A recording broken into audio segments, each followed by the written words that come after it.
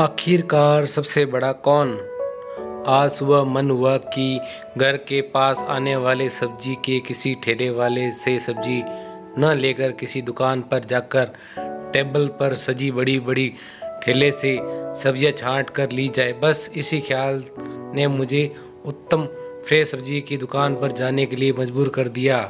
जब मैं दुकान पर पहुंची तो देखा वहां गिनती की 4 महिलाएं और 3 पुरुष ही सब्जी ले रहे थे।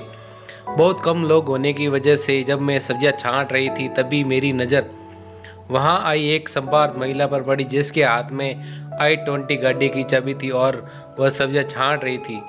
जाने मुझे क्या महसूस हुआ कि इस महिला को देखा जाए, क्योंकि वह बहुत अच्छे से तैयार होकर आई थी। खैर, जैसे ही मेरी नज़र उस पर गई मैंने देखा वो दुकान में से सेव ककड़ी चक चक कर छांट रही थी।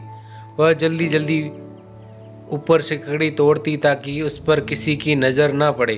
स्वाद चखने के चक्कर में टूटे हुए टुकड़ों को जल्दबाजी में वह टेबल के नीचे पर्दे के पीछे फेंक देती थी।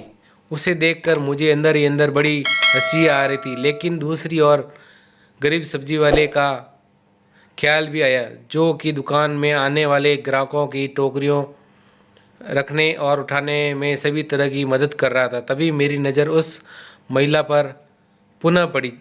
अब वह अपनी टोकरी से धनिया निकालकर उसके पीछे के टुकड़ों को तोड़कर पर्दे के पीछे फेंक रही थी ताकि उसके रुपए कम लगे। उसकी यह हरकत देखकर मुझे बहुत अचरज हुआ।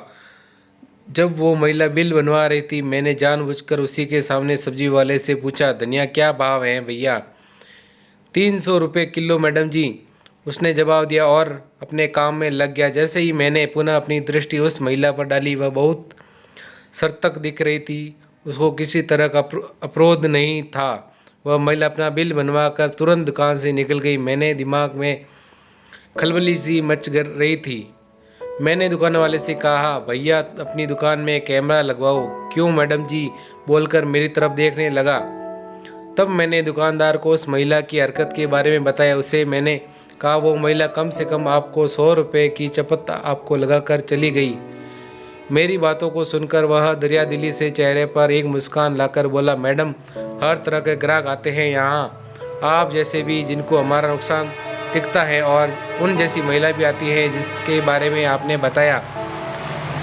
बड़े लोगों से हमारी दुकान चलती हैं, बड़े लोग ये हरकत ऐसी करते हैं तो हम छोटे लोग उनको कुछ नहीं कह पाते। ऐसे लोग किसी भी गरीब को ही डांट फटकार देते हैं। कहानी से सीख, सब्जी वाले की बातें सुनकर मुझे उस पर बहुत तरस आया। जो इंसान गरीब की गरीबी को चोट पहुंचा सकता है वह बड़ा कैसे हुआ? बड़ा तो वो सब्जी वाला है जो 100 रुपये की चपत लगने के बाद भी मन में इतनी सारी गुंजाइश रख कर चलता है।